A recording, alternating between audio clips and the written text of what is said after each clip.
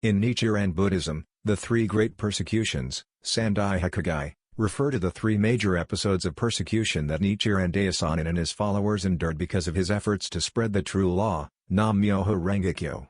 These events are seen as proof of his fulfillment of the Buddha's prophecy that those who uphold the Lotus Sutra in the latter day of the law will face great opposition. Here's a clear summary of each. 1. The Matsubagayatsu Persecution, 1260–1261. Background.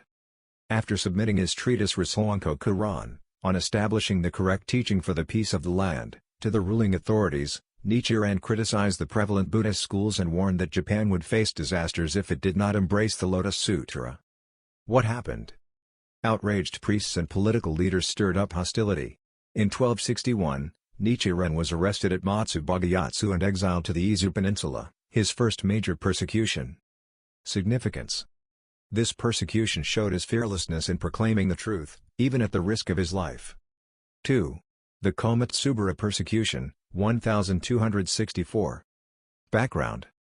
Nichiren continued his propagation after returning from exile, often debating other priests. His growing influence angered local authorities and rival sects. What happened? While traveling to the home of a follower in Komatsubara, in present-day Chiba, Nichiren and his disciples were ambushed by armed warriors. Several followers were killed or wounded. Nichiren himself was struck and injured but survived. Significance. This attack demonstrated the deep karmic opposition that arises when spreading the Lotus Sutra, and the courage of both Nichiren and his followers. 3. The Tatsunokuchi Persecution, 1271. Background. Nichiren strongly rebuked the powerful priest Ryokan and continued to urge the government to abandon erroneous teachings.